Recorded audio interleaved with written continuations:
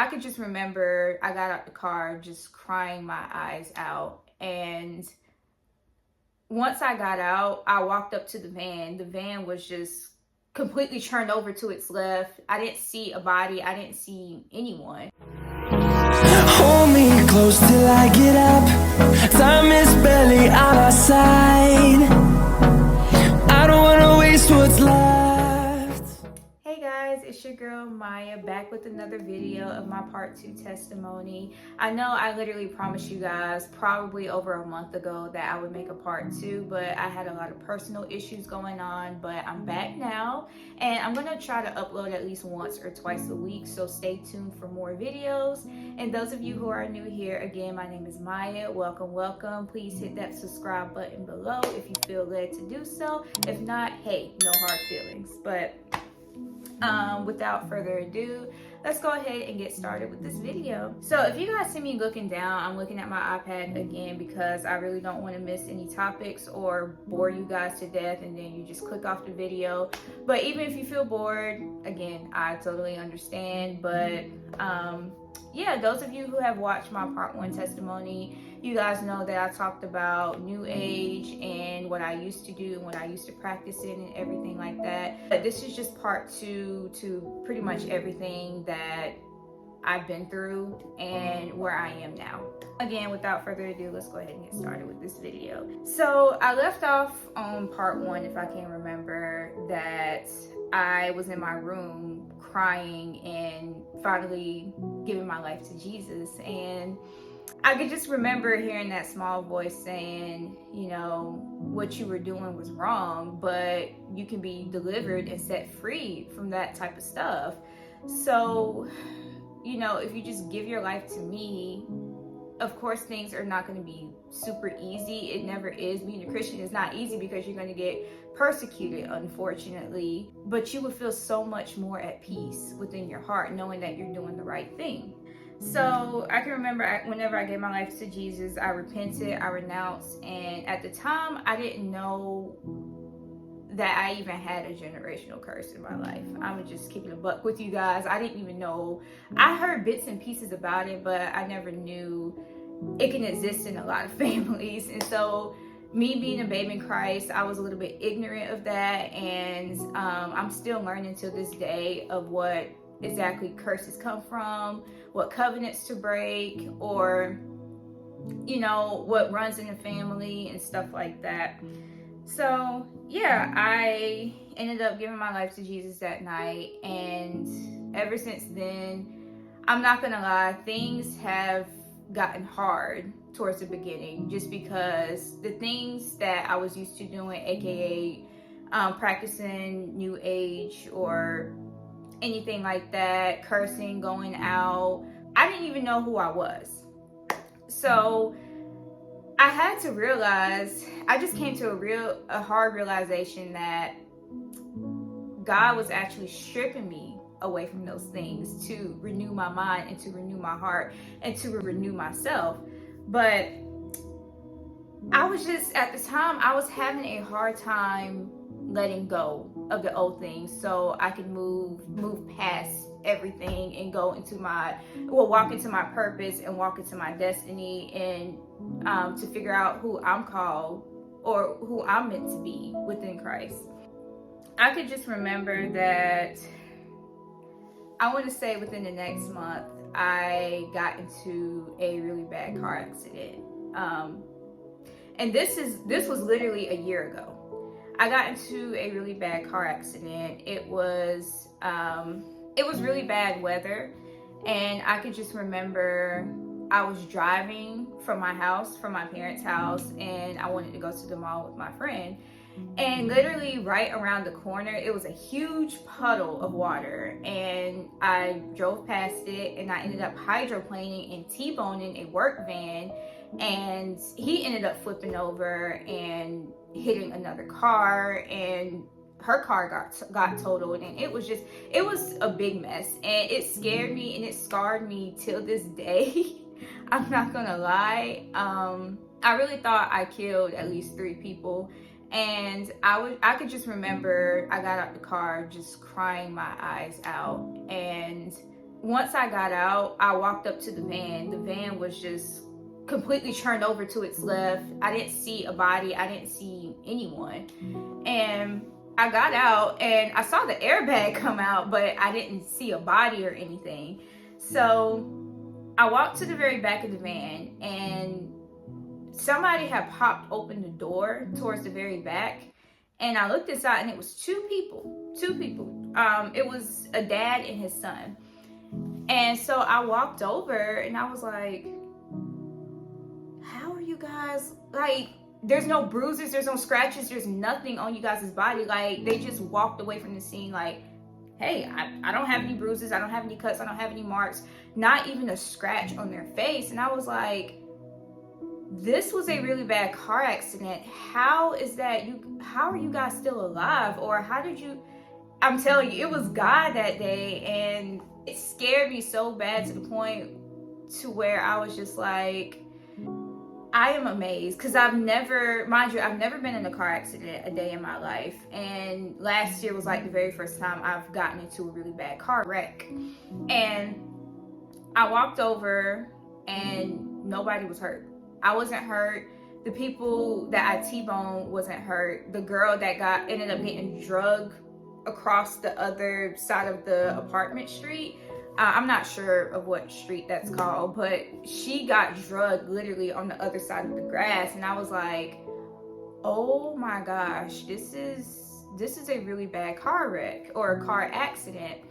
And even she was okay. Nobody was hurt. Everybody just walked away just fine. Yes, all three of our cars were totaled, but at that point, the only thing I cared about is if those people were okay, or if those people are gonna make it. That's the only thing that I care about. I didn't care about my car. I didn't care about anything else. I only cared about if the people that got hurt were okay, which they didn't get hurt, thank God. And that was like my very first time that my faith has gotten tested. And still to this day, I still ask God, like, that was really you. That really was you. And sometimes I just ask, like, how? But you can't question God like that, because it's like, he's the God of the impossible. And still to this day, I just thank God that everybody walked away from that car accident okay. And I'm just amazed. I am amazed at God and what he can really do for you, and how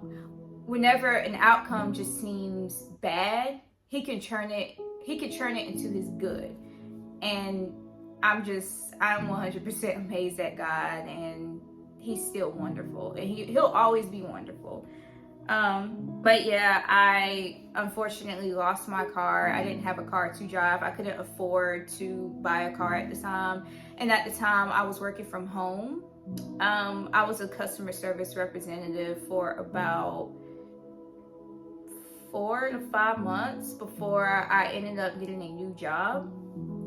And I could just remember, I didn't have a car. I was in my room super depressed. And the only time I would get up and get out of bed was to go to work and work from 9 to 5, and then get off, go back to bed. I wouldn't even eat. I wouldn't even hang out with friends. I only had maybe I did have one friend, and she used to come and pick me up all the time because she found out about the car accident whenever I was about to go pick her up. And she's such a wonderful person, and I appreciate her so much still to this day for what she did for me.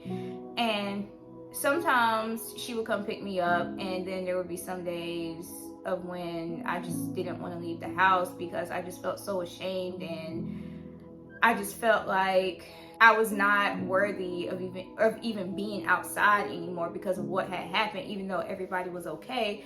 But the enemy, what he does is that when he sees you at your lowest, that's when he'll try to attack you the most. And at the time, I didn't even realize it was really the enemy that was condemning me for what had happened. And the crazy part is, God had pretty much looked out for me that day. And the enemy, he plants seeds and doubt in your head saying, you know, you would still have your car if you wouldn't have done this or done that. Okay, we all make mistakes, we all fall short, but if you allow the enemy to plant seeds in your head and to really condemn you, you're going to start to feel guilty and you're going to start to feel some type of way. And you know, at the time I didn't even realize it was the enemy really playing with my mind. But yeah, my friend, she would come and pick me up, and sometimes we would go out. Some days I just really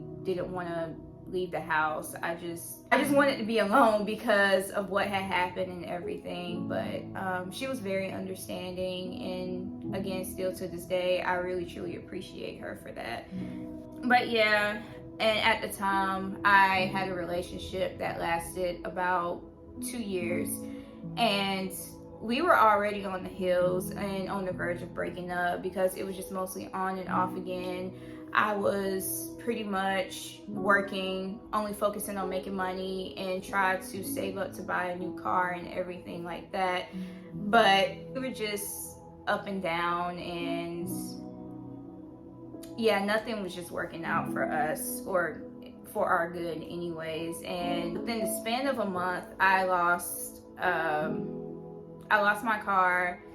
I was on the verge of losing my relationship, which my relationship didn't end until I want to say May. So within the span of 2 to 3 months, I was losing things piece by piece. And I was like, you know, Lord, this doesn't feel too good. What's going on? I don't know what's going on. It's like, you know, I gave my life to you. Isn't this supposed to be easy? And I really truly thought that, you know, being a Christian is going to be super easy. No, it's really not. But it's all worth it in the end whenever your heart is in the right place, when you know that you're doing the right thing and you know that you're in the right standing with God. There's no other love in the world that can overpower anything in this world. It's like, that's the greatest love that you could ever receive. But getting back to the topic, I was pretty much depressed for a hot minute. And I could just remember one day my aunt, she had called me up and was like, Maya, let's get you out of bed. Let's get you out of that room, because you have been in your room for a hot minute. You have got to get up and get out. So I was like, okay, you know, regardless of how I feel, I'm going to get out of bed and I'm going to go to the car dealership and we're going to see if I can get a car and everything like that. I can remember within the same month of when I got into my car accident, I can remember having a vision of seeing a black Honda, and I was like, God, you know, I really want this car, but only if it's in your will. If it's in your will, hey, I'm going to be grateful either way. I will be happy either way. It doesn't matter what car I have at this point, as long as I have a car. So I kept seeing a black Honda Civic, and I was like, okay, this is getting weird, but if this is something that you want me to get, I'll be obedient and I'll get that black Honda Civic. And this was, as soon as I gave my life to Christ, that's when I started having dreams and visions and seeing signs everywhere and things like that. But at the same time, it's like temptations and other things that I used to do was starting to come back up. And I was like, this is getting a lot. This is getting crazy. But I just remember my aunt taking me to a car dealership, and I was looking around, and all the cars that I was looking at, I just didn't feel connected to. I didn't feel my spirit being led to either of those cars that I was looking at. So finally, we walk around the corner, and little and behold, there is a black Honda Civic. So I was like, okay, I'm going to get this car. I'm going to get this car. Watch and see. So I was looking at it.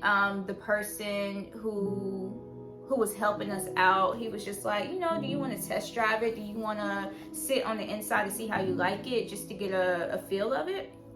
So I was like, yeah, sure. So I'm in the car, I'm looking at it, and I was like, this is my car. this is my car. I've been seeing this car for the past month or 2 or 3, and this is something that I can definitely see myself driving. And it doesn't matter what car I get at this point, but it was the car that I've been seeing for a hot minute, and this is something that I can see myself driving. And you know, it's beautiful on the inside, it's very reliable, it takes you from point A to point B. It was perfect for me. And so I applied to get the car the same day, and my application was approved right then on the spot. And I was like, God, I know that was you. I know for a fact that was you. And I was just so excited. And my aunt was just like, oh my gosh, like that's amazing that you got approved on the spot. And still to this day, I'm just grateful. I am super, super grateful. And I just feel like God is leading me to do more things, and that's what excites me the most, as long as you're obedient and you're in alignment with his will and in right standing with him. But I drove my car off the lot the same day, and I was super, super, super excited. And of course, I was coming up out of my depression and everything. I was starting to leave the house a little bit more, and everything was just, it was all right. It was all right at that point. But then I started to get tested with temptation again. New age practices started to come up. I was meeting people who were into new age and everything like that. I've had people offer to do tarot readings on me, and of course I've been set free from that type of stuff, and I told them no, I don't want to fall back into that stuff. I'm good on my part. But again, whatever you do, that's on you. But as far as me, I want to be obedient to God, and I really don't want to fall back into that same stuff that I just got delivered from. I've had encounters with people who offered crystals to me once again, and I've had people ask me if I would want to try Ouija boards once again, which I've never did. And I was just like, okay, I'm good on that stuff. I would rather not have to fall back into that stuff. I don't care how much the devil tries to tempt me. I just really don't want to fall back into that stuff and then end up being cursed again. I'm good. But yeah, temptation started to come up again, and it's like once you give your life to Christ and you truly want to follow his commandments, that's when everything would start to come 10 times harder your way, just to get you to fall right back into that sin. And I can just remember I didn't want to fornicate anymore with my boyfriend at the time. I didn't want to do any of that anymore, and I just told him, you know, I truly want to follow God, and I really want to follow his commandments. I really want to be obedient in the Lord.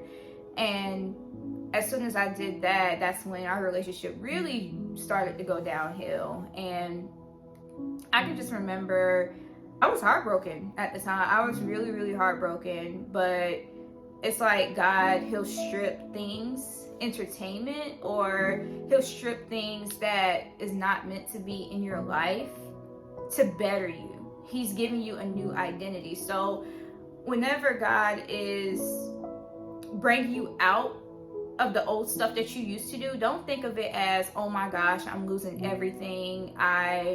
Maybe I'm just not good enough, or maybe this is just God testing me, which he is testing you. However, it could be that he's stripping you away from those old things and bringing you into your new season. Once you give your life over to Jesus, baby, let me tell you something. Things will start to change. I promise you it will. But yeah, at the time, I just felt like my back was against the wall. I just felt like I was losing everything. I just felt like I was losing friends upon friends. My relationship was going downhill. Me and my parents' relationships was not the best. My back was really backed up against the wall. And sometimes whenever you feel that way, you kind of want to just claw your way out, and you just start to fight back. And I was just to the point, I just couldn't even do it. I have to get delivered fully. And that's when that night I said, God, I'm going to give my life fully over to you. No matter what I am going through, I know this is you strengthening me to have me go to another level and to really strengthen me. Because if I stay in the same place for too long, I'm not going to grow. I'm not going to figure out who I am. And as soon as I did that, within 4 to 5 months, he blessed me with a brand new job, and he blessed me with a new apartment. And I did not think at the time that I had potential to even do this stuff. And the fact that I was obedient and was in right alignment with him, he blessed me with much more stuff. And I'm super grateful. I'm just 100% grateful. And you know, whenever the enemy sees that, of course, he's going to try to throw darts, throw people your way, throw old friendships, old relationships, even with your family and everything. If the devil, it's like he tries to come after the people that you love the most and use them to aggravate you or to turn against you. But at the end of the day, as long as you are in right standing with God, things will be okay. I promise you it will. And don't think of being tested or being stripped away from things as God punishing you. Read the story of Job. Read the story of Job. I promise you, he's strengthening you, and he's encouraging you to step up in this new season into a new level. And once you do that, things will start to, I'm not saying that spiritual warfare won't still be intense, because I still go through it from time to time, but it gets easier as you grow within Christ. It gets a lot easier, and the more you start studying the Bible and start reading scripture and start to really align yourself up with God, you're able to hear his voice a lot more, and you're able to use your discernment a lot more. And you know, God, he is a just God, and he's a good God, and he loves you so much. And I promise you guys, he's been amazing. And if you're thinking about giving your life over to Jesus, please do so.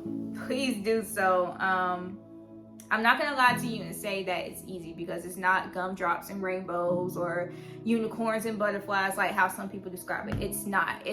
You have to put in the work, because faith without works is dead faith. And it's not going to be easy, but it's so worth it at the end. And I don't regret anything. I truly don't regret anything. And I just hope that this video can reach somebody and to really encourage this person to truly give their life over to Christ and really see things for what it is, because we do live in a spiritual world, and everything is very spiritual. And if it is not of God, it's from the devil. I'm just gonna put it out there. But thank you guys so much for watching my video. I will see you guys next time, probably sometime this week, I don't know. But those of you who watch my video, thank you so much, and God bless you all.